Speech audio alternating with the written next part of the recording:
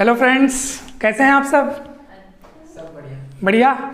चलिए आज हम टॉपिक स्टार्ट करने वाले हैं distance of closest approach and size of nucleus. इसके पहले की क्लास में हमने क्या देखा था? रदरफोर्ड एक्सपेरिमेंट देखा, ठीक है, जिसमें क्या था, अल्फा कणों की बौछार हमने किया था कहाँ पर? गोल्ड फॉइल पर, ठीक है। चलिए अब हम उसी कड़ी को आगे बढ़ाते हुए देखते हैं कि ये डिस्टेंस ऑफ क्लोजेस्ट अप्रोच आखिर होता क्या है। ध्यान से देखिए कि मान लीजिए ये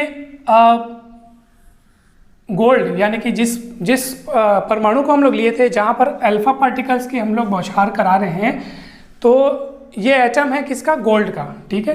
गोल्ड यानी सोना, जिसका परमाणु क्रमांक कितना होता है? 79। तो ये उसका एटम है, ये उसका न्यूक्लियस है। मान लीजिए ये एटम हो गया और ये उसका न्यूक्लियस हो गया।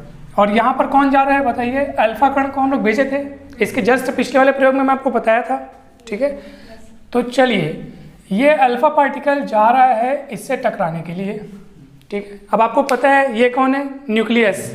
किसका? गोल्ड का न्यूक्लियस है, ठीक है। गोल्ड एटम का ये न्यूक्लियस है और ये अल्फा पार्टिकल है। दोनों में कॉमन बात क्या है कि अल्फा पार्टिकल में भी कौन सा आवेश होता है? धनावेश। प्लस चार्ज यहाँ भी है, प्लस चार्ज वहाँ पे भी है, ठीक है। तो प्लस प्लस को क्या करेगा? प्रतिकर्षित करेगा। प्लस प्लस के बीच रिपल्शन होगा यानी प्रतिकर्षण होगा। तो अब हम एक बात यहाँ पे ये देखते हैं कि जैसे मैं अल्फा पार्टिकल को सीध में भेजता हूँ, न्यूक्लियस के एकदम सीध में भेजता हूँ, ठीक है। तो क्योंकि अल्फा पार्टिकल की स्पीड बहुत ज़्यादा है, फिर भी जैसे जैसे वो न्यूक्लियस के करीब पहुँचेगा क्या होता जाएगा बताओ? क्या वो न्यूक्लियस से जाके टकरा जाएगा? नहीं टकराएगा। क्यों नहीं टकराएगा? क्योंकि यहाँ पर अल्फा पार्टिकल के पास भी क्या है? पॉजिटिव चार्ज है और न्यूक्लियस के पास भी कौन सा चार्ज है? तो प्लस प्लस को क्या करेगा? तो क्या होगा सोचिए, अल्फा पार्टिकल की स्पीड धीरे धीरे क्या होती जाएगी? कम होती जाएगी, क्योंकि वो न्यूक्लियस जिसमें पॉजिटिव चार्ज है और अल्फा पार्टिकल में भी पॉजिटिव चार्ज है, प्लस प्लस को प्रतिकर्षित करता है। तो वो जैसे ही अल्फा पार्टिकल उसके पास जाएगा उसकी स्पीड क्या होने लगेगी? कम होते एक समय ऐसा आएगा कि उसकी स्पीड एकदम, ऐसा नहीं है कि सर वो एटम के अंदर प्रवेश कर पाएगा कि नहीं कर पाएगा। एटम के अंदर प्रवेश अगर कर भी जाए तो भी कोई दिक्कत नहीं है, न्यूक्लियस तक नहीं पहुंच पाएगा। इतना याद रखना, क्योंकि उसको एटम से कोई दिक्कत नहीं है। पॉजिटिव चार्ज का गोला कहाँ पर है? न्यूक्लियस, ठीक है। ये नाभिक है, वहाँ पे पॉजिटिव चार्ज, तो दिक्कत वहाँ से है, इसलिए एटम के अंदर घुस सकता है वो। ध्यान से समझिएगा, ठीक है। तो चलिए अगर वो अल्फा पार्टिकल यहाँ से जा रहा है, वो अंदर नहीं जाएगा, बस एक समय ऐसा आएगा कि उसकी स्पीड कम होते होते जीरो हो जाएगी और फिर वो वहाँ से लौट आएगा सीधी रेखा में चलकर। तो अल्फा पार्टिकल चलते न्यूक्लियस के जितना करीब पहुँचा था, यानी कि इसके और इसके बीच की दूरी अब जितनी रह गई है, बात समझ में आ रही है? उसी को हम लोग बोलते हैं डिस्टेंस ऑफ क्लोजेस्ट अप्रोच, यानी न्यूनतम पहुँच की दूरी, कि वो कितना करीब पहुँच चुका है। तो इसका इंग्लिश में देखो डिस्टेंस ऑफ क्लोजेस्ट मतलब कितना पास पहुंच चुका है वो, ठीक है। तो हम इसके लिए डेरिवेशन निकालने वाले हैं। अच्छा, अब प्रश्न ये उठता है सर कि अल्फा पार्टिकल जब दूर से चलते हुए आ रहा था, शुरुआत में उसकी स्पीड काफ़ी ज़्यादा थी, फिर धीरे धीरे उसकी स्पीड क्या होती गई? तो वो कम स्पीड होते गई, यानी कि कहाँ गई वो एनर्जी? क्योंकि जब स्पीड ज़्यादा थी तो उसके पास ऊर्जा ज़्यादा थी। कौन सी ऊर्जा थी वो? गतिज ऊर्जा यानी काइनेटिक एनर्जी। तो शुरुआत में उसकी काइनेटिक एनर्जी ज़्यादा थी और धीरे धीरे उसकी स्पीड कम होती गई, यानी काइनेटिक एनर्जी कम होती गई। तो प्रश्न ये उठता है कि सर काइनेटिक एनर्जी कम होते होते गायब कहाँ हो गई? तो वो गायब हुई पोटेंशियल एनर्जी में, यानी कि पोटेंशियल एनर्जी में वो बदलते जा रही थी, स्थितिज ऊर्जा में बदलते जा रही थी, ठीक है। तो चलिए मैं आप ये लिखता हूँ कि मान लीजिए उन दोनों के बीच की एकदम जो न्यूनतम दूरी है, ठीक है, न्यूनतम दूरी है, मान लीजिए यहाँ से चल के वो लौट गया, तो ये न्यूनतम दूरी है r0। कितनी है? r0, ठीक है, ध्यान दीजिएगा r0 है। अब मुझे बताइए कि जो अल्फा पार्टिकल जा रहे हैं वहाँ पे न्यूक्लियस के करीब, उनकी काइनेटिक एनर्जी का फॉर्मूला क्या होगा? गतिज ऊर्जा का सूत्र क्या होगा? तो गतिज ऊर्जा का सूत्र होता है 12mv², ठीक है, 1/2 mv²। m मास है उसका और v क्या है? वेलोसिटी, ठीक है। इसको बोल देता हूँ इक्वेशन नंबर 1। अच्छा, अब बताइए जब अल्फा पार्टिकल पास जा करके जब लौट आएगा, तो जिस समय वो न्यूनतम करीब पहुँच चुका है, कितना क्लोजेस्ट पहुँच चुका है, वहाँ पर न्यूक्लियस और इस अल्फा पार्टिकल के बीच जो पोटेंशियल एनर्जी बनेगी, क्योंकि याद रखो जब वो एकदम करीब पहुंच जाएगा ना, इसका मतलब न्यूक्लियस और अल्फा पार्टिकल के बीच उस समय रिपल्सन सबसे ज़्यादा रहा होगा, प्रतिकर्षण सबसे ज़्यादा रहा होगा। समझ में आ रहा है? खुद लॉजिक लगाइए। दूर से आ रहा है तो जब तक दूर रहेगा तो प्रतिकर्षण कम होगा, रिपल्शन कम होगा। जैसे से करीब जाते जाएगा तो ये उसको और वापस भेजने को कोशिश करेगा। पास जाते जाएगा तो जैसे ही एकदम करीब पहुंच जाएंगे वहाँ पे एकदम ज़्यादा क्या होगा, रिपल्शन होगा। मतलब पोटेंशियल एनर्जी, स्थितिज ऊर्जा वहाँ पे सबसे ज़्यादा होगी। तो अब हमको पोटेंशियल एनर्जी का फॉर्मूला लिखना है। तो U is equals to, potential energy का फॉर्मूला मैं आपको बताता हूँ। जैसे दो चार्ज हैं Q1 Q2, तो पोटेंशियल एनर्जी का फॉर्मूला है 1/4πε0 Q1 Q2 बाई R। ठीक है, यहाँ R को मैं यहाँ पे R0 लिखूंगा। चलिए अब मैं देखता हूँ कि Q1 क्या है। तो Q1 पहला चार्ज इसको मान लो और दूसरा चार्ज इसको मान लो। ठीक है, तो 1/4πε0 Q1, तो Q1 मतलब पहला वाला चार्ज, तो अल्फा पार्टिकल। तो अब भी जस्ट मैं आपको बताऊँ कि अल्फा पार्टिकल में कितना चार्ज होता है। तो अभी बताऊँ अल्फा पार्टिकल को किन के समान माना जाता है? हीलियम के नाभिक के समान, हीलियम के न्यूक्लियस के समान। ठीक है, और हीलियम के न्यूक्लियस में, हीलियम में कितने प्रोटॉन होते हैं अंदर में?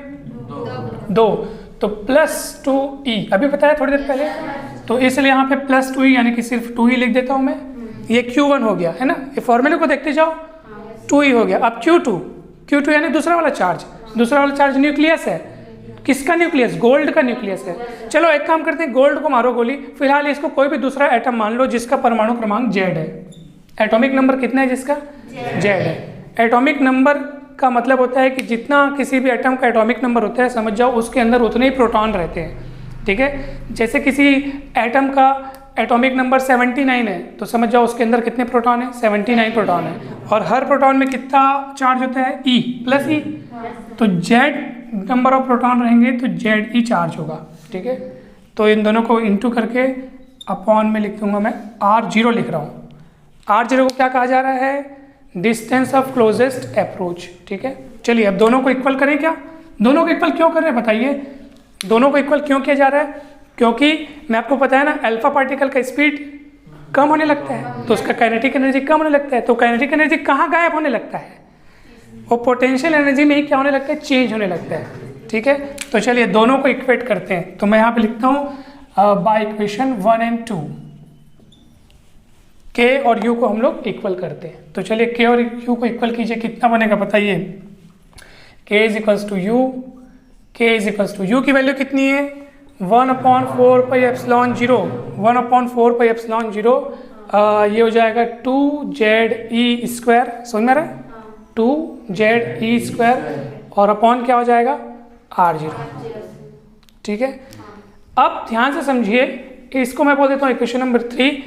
अब इस पूरे इक्वेशन को मैं अप्लाई करता हूँ रदरफोर्ड एक्सपेरिमेंट के लिए। रदरफोर्ड एक्सपेरिमेंट में उसने अल्फा पार्टिकल्स की जो बम्बार्डमेंट कराया था, बौछार कराया था, वो किस में कराया था? गोल्ड फॉइल, स्वर्ण पत्र पर, गोल्ड फॉइल पर। इसलिए मुझे अब ये जो Z है, परमाणु क्रमांक, एटॉमिक नंबर है, वो किसके लिए लिखना पड़ेगा? गोल्ड के लिए। तो चलिए फॉर गोल्ड, ठीक है, Z एटॉमिक नंबर, तो गोल्ड का एटॉमिक नंबर होता है 79, परमाणु क्रमांक उसका 79 होता है। ठीक है, इस पे सब वैल्यू को मेरे को रखना पड़ेगा भैया, सारी वैल्यू को मेरे को यहाँ पे रखना है। एक काम करता हूँ मैं, ये काइनेटिक एनर्जी का वैल्यू निकला हुआ है क्योंकि मेरे को क्या निकालना है? डिस्टेंस ऑफ क्लोजेस्ट अप्रोच, न्यूनतम पहुँच की दूरी निकालनी है, जिसको मैं क्या नाम दिया हूँ यहाँ पे? R0। तो मैं R0 का वैल्यू यहाँ से निकाल लेता हूँ, R0 को यहाँ पे अकेला कर देता हूँ, तो मेरे को R0 का वैल्यू जल्दी मिल जाएगा। तो चलिए यहाँ से R0 को पहले निकाल ले रहा हूँ, फिर अपन सारी वैल्यूज रखेंगे। R0 को उधर ले जा लो और K को नीचे ला लो, तो कितना होगा बताओ तो? बोला 1/4πε0 2ZE² अपॉन K। अब सारी वैल्यूज को इसमें रखते हैं अपन। चलिए लाइन से बताते जाइए। सबसे पहले तो मैं आपको बता रहा हूँ कि 1/4πε0 को 9 × 10⁻⁹ लिखते हैं। कहाँ याद आ रहा है? ये वाला कूलॉम्स नियम से पढ़े थे, याद कीजिए। तो इसको इतना लिख दिए, इसके बदले ये आ गया। 2 को 2 रहने तो Z गोल्ड के लिए अप्लाई कर रहे हैं अपन, तो Z को कितना लिखना पड़ेगा? 79। ठीक है, क्योंकि गोल्ड का एटॉमिक नंबर 79 होता है। E एक इलेक्ट्रॉन पर चार्ज की मात्रा E होती है, जो कि कितना होता है? 1.6 × 10⁻⁻19 कूलॉम, याद है ना? और क्या बच गया? Z को भी लिख लिए, इसको भी लिख लिए और E को भी लिख लिए। और K क्या है? Kinetic energy. काइनेटिक एनर्जी किनकी काइनेटिक एनर्जी? जो अल्फा पार्टिकल हम लोग इस्तेमाल कर रहे हैं, जिसकी बौछार करवा रहे हैं, उसकी काइनेटिक एनर्जी। ठीक है, तो रदरफोर्ड ने जब अपने एक्सपेरिमेंट में इसको इस्तेमाल किया था, उस समय उसकी काइनेटिक एनर्जी रखी थी 5.5 electron volt. Mega electron volt, sorry 5.5 mega electron volt. Mega electron volt को हम लोग को सबसे पहले किस में बदलना पड़ेगा? इलेक्ट्रॉन वोल्ट में बदलना पड़ेगा, उसके बाद उसको जूल में बदलना पड़ेगा। तो चलिए इन सारी वैल्यूज़ को मैं यहाँ रखता हूँ, ठीक है। तो चलो मैं इसको जूल में बदल देता हूँ, ध्यान से देखेंगे सब लोग। यहाँ पे लिखता हूँ K = 5.5 है ना। मेगा इलेक्ट्रॉन वोल्ट को पहले किस में बदलूंगा मैं? इलेक्ट्रॉन वोल्ट में, और उसके लिए मुझे इंटू करना पड़ेगा 10⁻⁶ से, और उसके बाद उसको किस में बदलूंगा? जूल में, ठीक है। तो जूल में बदलने के लिए 1.6 × 10⁻⁹ से इंटू करना पड़ेगा। तो इस तरीके से किस में बदल गया? जूल में बदल गया, ठीक है। अब चलिए इन सभी की वैल्यूज हम लोग कहाँ रखते हैं? इक्वेशन नंबर 3, इसको कह देता हूँ इक्वेशन नंबर 3 में रखते हैं। रखें? चले तो चलिए क्या हो जाएगा बताइए। यहाँ पर एक छोटा सा सबसे पहले देखो ये मेगा इलेक्ट्रॉन वोल्ट दिया था, उसको अपन किस में चेंज किए? इलेक्ट्रॉन वोल्ट में। तो इलेक्ट्रॉन वोल्ट में चेंज करने के लिए 10⁻⁶ से इंटू किए, उसके बाद जूल में चेंज करने के लिए 1.6 × 10⁻⁻19 से इंटू किए। चलो सभी वैल्यूज को हम लोग रखते हैं, तो देखते हैं क्या मिलेगा। मैं इसको कहाँ पे लिखूँ? यहाँ पे लिखूँ क्या? यहाँ पे लिखता हूँ। चलिए R0 वैल्यूज रखो। इस पूरे की वैल्यू कितनी है? 9 × 10⁻⁹, ठीक है। 2 Z की वैल्यू कितनी है? 79। E की वैल्यू 1.6 × 10⁻⁻19 स्क्वायर। आ रहा समझ में? अपॉन K की वैल्यू कितनी है? देखो 5.5 मेगा इलेक्ट्रॉन वोल्ट था, उसको इलेक्ट्रॉन वोल्ट में चेंज करने के लिए 10⁻⁶, उसको जूल में चेंज करने के लिए 1.6 × 10⁻⁻19। और जब इसको आप गुणा करेंगे, जब इसको आप मल्टीप्लाई करेंगे, तो चलिए मैं मल्टीप्लाई कर देता हूँ, मेरा कैलकुलेशन फास्ट है थोड़ा सा। इतना लगभग इसकी वैल्यू आएगी 4.14 × 10⁻⁻14 मीटर। इतना ही आएगा, आप कैलकुलेट करके देख लेना। तो मेरा कैलकुलेशन थोड़ा फास्ट है, इसलिए मैंने जल्दी कैलकुलेट कर लिया इसको, ठीक है। तो ये समझ में आया? तो ये आप अच्छा, अब एक मस्त वाली बात देखिए आप लोग कि 10⁻⁻14 मीटर आया है भैया, जबकि थोड़ी देर पहले मैं आपको क्या बताया हूँ कि एटम का साइज कितना होता है? लगभग एटम का साइज होता है 10⁻⁻10 मीटर, अभी थोड़ी देर पहले बताया हूँ। तो बताओ 10⁻⁻10 मीटर होता है एटम का साइज। न्यूक्लियस का साइज है, सॉरी उसका लिस्ट जो क्लोजेस्ट अप्रोच का डिस्टेंस आ रहा है 10⁻⁻14 मीटर। इससे क्या सिद्ध होता है? दोनों में से कौन कम है कौन ज़्यादा है बताओ? ये 10⁻⁻10 है, ये 10⁻⁻14 है, वो ज़्यादा है ये कम है। इससे ये सिद्ध होता है, और कितना ज़्यादा है, कितना फर्क है? 4 पावर का फर्क है। इससे साबित होता है कि न्यूक्लियस बहुत बहुत छोटा होता है। किससे? एटम से।